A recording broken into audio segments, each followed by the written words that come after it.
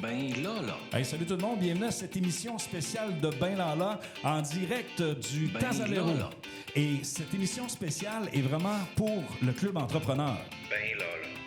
Ben Lala.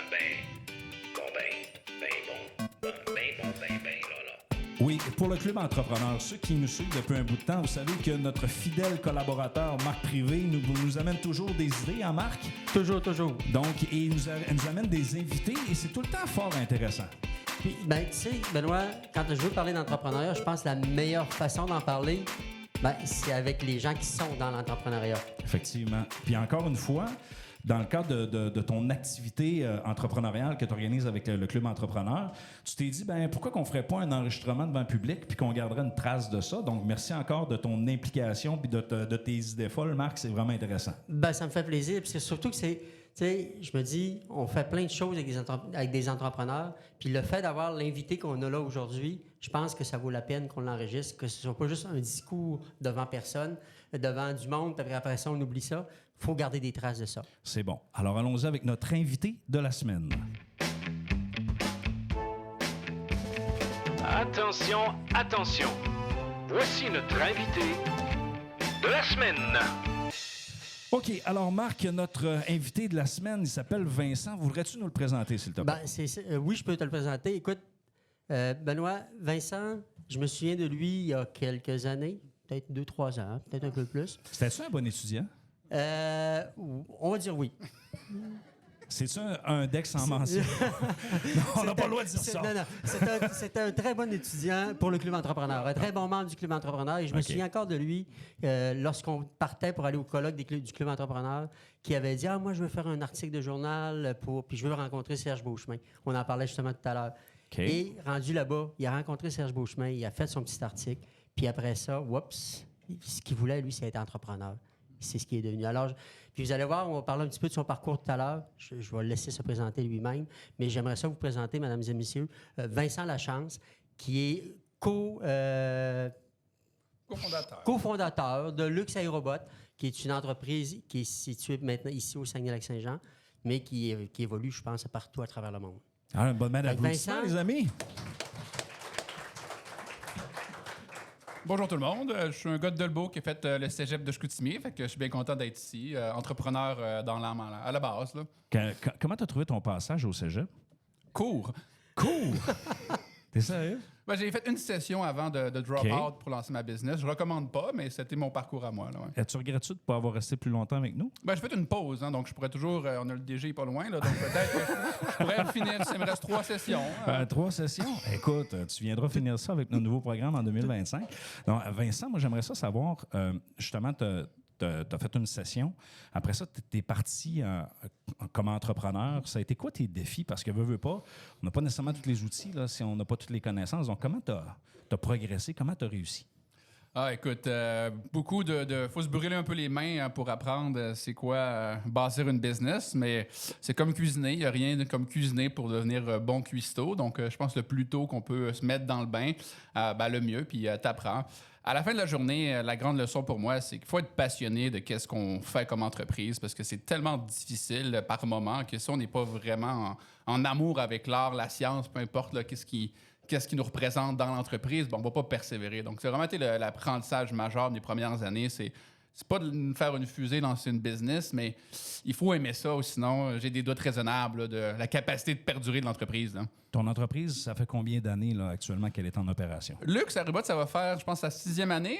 Donc, en 2018-2019, c'est un peu le début de l'entreprise. On a été pas mal chanceux, puis je sens que tout entrepreneur devrait dire qu'on est chanceux quand on l'est. Ça a donné qu'on était en Australie à faire du développement d'affaires quand il y a eu leur plus grosse saison de feux de forêt là-bas en 2019-2020, juste avant la COVID.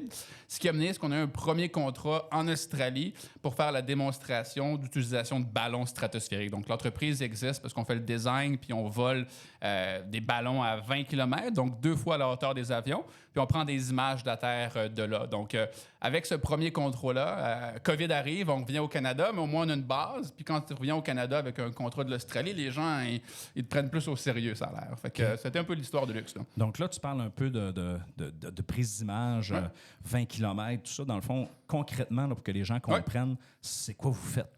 Concrètement, on fait le design puis la fabrication de ballons stratosphériques. Donc, concrètement, c'est comme un satellite, mais attaché à des ballons qui nous permettent de voler. Donc, on vole 2 fois la hauteur d'un avion commercial. Puis de là, on peut prendre des images de la Terre. Puis il y a différents problèmes, que ce soit la surveillance de l'Arctique pour l'armée canadienne ou, par exemple, pour la gestion de feux de forêt pour la Subfeu. C'est toutes des choses que tu peux faire quand tu peux prendre des images de la stratosphère. Puis pour donner un peu de contexte, les satellites, c'est très cher. Et tout ce qui est avion, drone, ben, c'est aussi cher à opérer. Donc, c'est un peu le milieu entre les deux, les ballons stratosphériques. Nous, on n'a pas beaucoup exploité, là. Combien vous employez de personnes? Parce que, tu sais, veut pas... On est rendu 17 présentement. On est comme là. dans les nuages, là, Ouais, quand tu parles, là. littéralement, un peu plus haut, un peu plus haut. T'es d'un ballon. Ben oui, exact. Non, mais j'aurais le goût de te poser la question un peu drôle, mais tu sais, quand les Chinois sont arrivés avec le ballon, est-ce que vous étiez impliqué là-dedans? On n'était pas impliqués Non. et on a réalisé qu'il n'y a pas beaucoup de gens qui comprennent les ballons. C'est un peu une niche, si on peut dire. Non, ouais. La réglementation, là, par rapport à tout le ciel, là, comment ça fonctionne? Je pense qu'il n'y en a pas gros qui font ce que vous faites au Canada. Là. Non, ben, on est la seule entreprise qui peut opérer dans l'espace aérien contrôlé. Là. Donc, on est la seule entreprise qui est certifiée au Canada. Là. Ah, ouais, il n'y avait pas personne d'autre. Ouais, non, ça prend du temps. Il faut que tu fasses des documents de 100 pages plus. Puis là, que tu dises toutes les choses qui pourraient arriver sur ton système qui pourraient faire que tu tombes du ciel, puis comment ça va pas arriver. Fait que c'est ça. Ça prend du temps puis des pages. Là. C'est bon. C'est Marc, du travail. j'y Oui, vais en ben rafale, non, mais c'est correct, c'est super intéressant ce que Vincent, surtout que là, Comment ça va, Marc? Moi, ça va super bien. Vous êtes entre vous deux, puis moi, je Non, vous mais laisse aller. approche-toi, là. Non, c'est correct. Ce que je voulais savoir, Vincent, parce que c'est sûr que là, tu parles de Lux Aérobot, qui est super qui est ton projet actuel, mais moi, je sais que c'est pas ton premier projet. Ouais. Parce que suite, justement, à ton départ d'ici, tu as passé au Dragon. Après ça, tu as été nommé parmi les 20 jeunes, corrige-moi si je me trompe, là, les jeunes de 20 ans les plus influents au Canada ou quelque chose comme ça. Après ça, dernièrement, ça a été Dragon Dance. Qu'est-ce qui s'est passé dans toutes ces années-là? Ben, c'est une bonne question. Dans le fond, après ma première business, un peu comme j'ai réalisé qu'il fallait être passionné pour persévérer puis pour avoir du fun à chaque jour. Donc, pour moi, l'espace, c'est comme le domaine le plus capotant pour l'esprit. Fait que j'ai été pas mal... Moi, mon trick, là, c'est vraiment des douches d'eau chaude, là, bien longtemps. C'est comme ça que j'ai mes meilleures idées. Donc, après beaucoup de douches d'eau chaude, là... ballon, ça commençait à sonner fort à l'intérieur. Fait que je suis dans let's go. Fait que ça a pris quand même 2 ans. Là, donc, j'ai fait vraiment une analyse complète de tous les produits aérospatiaux qui existent et qui allaient exister dans les prochains 20 ans. J'ai fait une genre de grille d'évaluation. Là, donc, quel produit avait un potentiel de marché important puis que c'était réaliste une jeune entreprise là, de commercialiser ça. Fait que c'était un processus quand même presque académique, on pourrait dire. Là. OK. Sans être à l'école, tu es à l'école. Exact. Donc, tu n'as pas décroché. Puis, j'aimerais savoir, parce que je sais que, tu as passé au Dragon, tu as parti une première entreprise qui était Montréal Fresh, si ma mémoire est bonne. Comment ça s'est passé dans cette entreprise-là? Ça s'est bien passé. On a eu 6 mois de croissance, on a 6 premiers mois d'exploitation. Et on a un peu arrivé à la conclusion où, de mon côté, je n'étais pas certain que je voulais faire ma vie là-dedans. Donc, on a eu à fermer l'entreprise par la suite pour qu'ensuite, je puisse lancer ma prochaine entreprise. Mais tu sais, j'ai vraiment énormément appris tu sais, entre une idée sur un napkin ou en fait sur une feuille grillée dans un cours de maths au cégep à faire des livraisons d'épicerie à Montréal, il y a un petit gap. Fait que, tu sais, vivre l'expérience de A à Z m'a vraiment fait comprendre c'est quoi la réalité bien concrète de, tu sais, c'est quoi une business dans le fond, pas juste la théorie, là, tu sais. OK. Puis, j'imagine que toutes ces cette expérience-là, entre autres, le réseau est important. Le réseau, c'est très important, puis c'est aussi la crédibilité qu'on bâtit dans le réseau. Fait que non, le réseau, très important, oui. OK. Parce que je me suis... Tu sais, quand je te parlais tout à l'heure du top 20, là, comment est-ce que quelqu'un fait, dit, Vincent Lachance, tu vas être dans le top 20...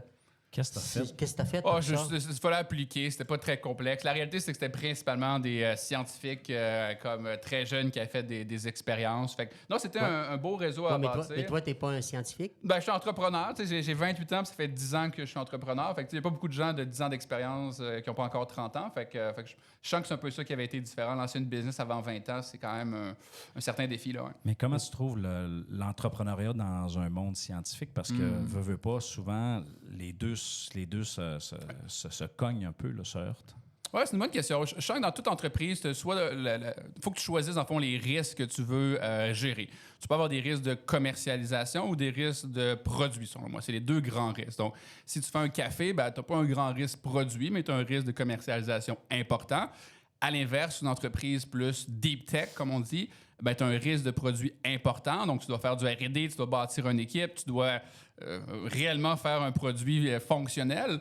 Mais quand tu es le seul au Canada à opérer, c'est plus facile de convaincre un Rio Tinto ou l'armée canadienne de te donner des contrats parce que, je veux dire, personne d'autre peut le faire. Donc, je pense que les entrepreneurs ont tout avantage à être conscients en fonction de notre personnalité, notre background, c'est-tu un risque plus au niveau du produit ou au niveau de la commercialisation qui est idéal pour nous dans notre profil, là, tu sais. Dans ta concurrence indirecte, parce que tantôt tu parlais de drones, tu parlais de d'autres solutions qui coûtaient soit plus cher, moins cher, ainsi de suite. Qu'est-ce qui vous démarque le plus dans votre approche? Parce que un jour, peut-être qu'il y a quelqu'un qui va dire eux autres, ils le font, pourquoi on ne le ferait pas? Ouais. Donc, là, ça fait 6 ans d'opération. Ça va être quoi pour vous autres, là, justement, votre développement? Oui, bonne question. L'avantage qu'on a, c'est que c'est très dur de nous copier dans le sens où opérer dans la stratosphère, c'est opérer dans une zone où il n'y a à peu près aucune pression, puis il fait moins 80. Donc, il n'y a pas grand-chose qui fonctionne, à moins que tu le fasses fonctionner. Donc, ça, c'est un avantage qu'on a. Mais au niveau de la compétition, ça revient toujours au prix à la fin de la journée puis à la qualité du service que tu peux offrir. Donc, si tu es en mesure d'offrir une qualité de service produit supérieure à un prix équivalent au plus bas, je suis un gros fan de si tu es 10 fois meilleur que la compétition, c'est beaucoup plus facile de commercialiser parce que personne ne va changer de fournisseur pour une amélioration de 5-10 %.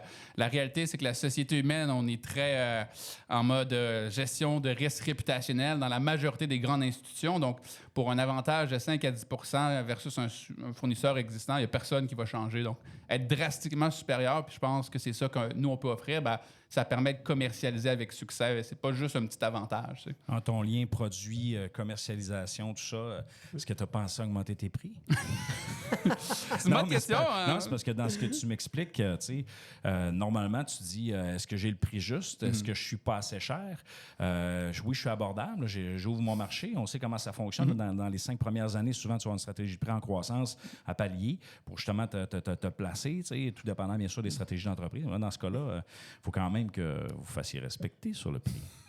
Ouais, puis pour un produit comme ça, un service comme ça, je veux dire, comment tu fixes ton prix? Parce que les clients, c'est pas monsieur tout le monde, c'est pas le cégep non, c'est ça. On ne te posera pas la question de comment ça coûte. Mais la stratégie de prix devient importante aussi. C'est une bonne question. Je n'ai pas la réponse infuse, mais qu'est-ce que je sais, c'est que quand tu es une jeune entreprise, c'est plus l'argent à la fin du mois que le total à la fin de l'année, des fois, qui est important. Donc, je sens que c'est important de rester réaliste sur...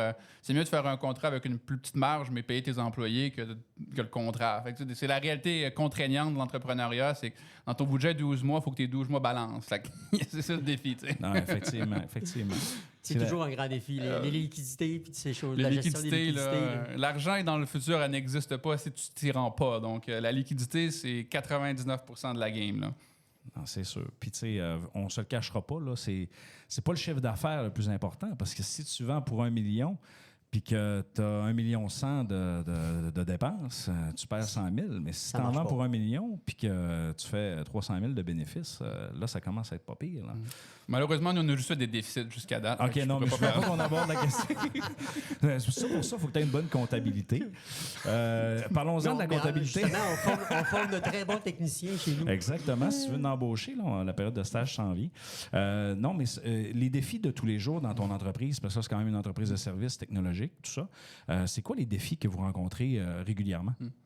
À la fin de la journée, je sens que toute entreprise, c'est un peu le même défi où tu as toujours plusieurs fonctions dans une entreprise, que ce soit les ventes, l'opération, la gestion de ressources humaines, la finance. Donc, c'est toujours ta fonction qui est la moins efficace qui va ramener tout le monde à la réalité. Donc, c'est toujours une game de comment tu es capable d'identifier rapidement c'est quoi ton prochain limitant pour le gérer avant que ce soit ta limite. T'sais. Fait tes ventes, tout le monde veut vendre, acheter ton service, super, mais tu n'as pas la capacité de produire, tu ne feras pas les ventes que tu aurais pu faire. Donc, c'est toujours une game de rester rationnel et non pas émotionnel par rapport à OK, peut-être que ce mois-ci, c'est plus dur finance, mais dans 3 mois, ça va être chill, donc je devrais me focusser sur recruter. Fait que c'est rester rationnel sur c'est quoi ma vraie priorité pour que quand tout croît, ben, j'ai pas une fonction qui me ramène à terre puis qui fait en sorte que finalement, je vais stagner. T'sais. Donc pour moi, c'est un peu comme ça que je le vois. Puis de là, ben, tu prends des douches entre les deux. Là, fait que là, tu penses pouvoir un avoir peu, des OK, douches. ouais, là, c'est plus le HR. Là, t'sais.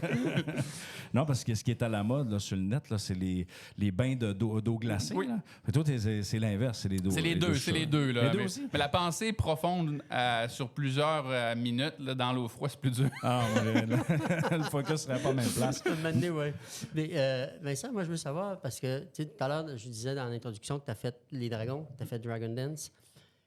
Est-ce que la préparation pour les deux a été la même ou si la préparation était complètement différente? Ah, bonne question. Écoute, pour l'œil du dragon, c'était drôle. Quand j'avais appliqué, ils m'appellent pour me dire que je suis refusé. Puis là, j'ai été 1 heure au téléphone avec eux pour les convaincre de non. T'sais. Fait que c'est sûr, ça a été plus difficile aller à l'œil du dragon à 18 ans avec je veux dire, j'avais un PDF sur une TV. Là, là. Fait que je veux dire, c'est plus difficile de vendre un rêve. Là. Avec Dragon Dance, on avait de quoi de concret. Donc, c'est sûr que c'est plus facile. Mais dans les deux cas, ça te fait bâtir une certaine crédibilité. Donc, de là, c'est plus facile d'amener plus de gens dans ton aventure. Là. Donc, pour la crédibilité, c'est bien. Là, ouais. Effectivement. Puis, pour ceux et celles qui n'ont pas vu le pitch de Vincent et Katrina, Dragon Dance, je vous invite à aller le voir. C'est vraiment phénoménal. Là. Tous les dragons sont là, puis ils font comme « Wow! » On mettra le lien dans la publication Ouais, du balado, justement. C'est quoi tes techniques? Parce que, tu sais, veux pas quand tu es dans un contexte que tu dois pitcher devant des juges, devant une audience, puis là, tu sais que, tu sais, veux pas un pitch, c'est aussi une question de vie ou de mort à un certain moment donné sur ton projet parce que l'impact de ce qui s'en vient, tu es conscient de ça. Comment tu t'es préparé? Comment tu as fait ça? Excellente question. Je sens qu'il y a 2 aspects importants. Le premier, c'est de raconter une histoire qui est simple puis qui est émotionnellement engageante. Je sens que c'est facile de raconter une histoire qui vient de notre tête et pas de notre cœur. Puis ça n'a pas grand impact d'habitude. Fait que ça, première chose. Puis deuxième chose, connaître ces chiffres, c'est simple à dire, mais des fois, c'est plus complexe que ça en a l'air. Et quand tu connais tes chiffres, les gens ne peuvent pas te caler bluff. Fait que de là, tu as beaucoup plus de pouvoir versus si tes chiffres, c'est pas très, très clair pour toi, ben, ça réduit la crédibilité, ou du moins, ça augmente la peur de cette personne-là. Si je donne 100 000, elle va-tu le brûler? T'sais? Fait que si, je pense que si tu connais bien tes chiffres, combiné à avoir une histoire qui est engageante, une bonne partie de la job est faite. Là. Comment tu as fait pour gérer ta nervosité? Je présume que tu étais nerveux. Ah, c'est une... Que dire? Non, mais la nervosité est tout le temps là, pareil. Là. Donc, Ouais. comment tu as géré ça? Il n'y a pas de magie. Là, tu sais, la réalité, c'est que je pense aux 2 émissions, les 2, j'étais stressé au bout. Et tu sais, je sens que c'est avoir du fun qui te ramène terre à terre. Tu sais, à la fin de la journée, il ne faut pas se prendre trop au sérieux. Là, fait que quand tu te ramènes, tu es comme, bah, tu sais, on jase entre humains. Là, fait que, c'est dédramatisé. Je sens qu'il te ramène dans le moment présent. Ouais. Dernière question. Si tu avais à conseiller des jeunes qui doivent se préparer à faire un pitch dans quelques instants, ça serait quoi le meilleur conseil que tu peux leur donner?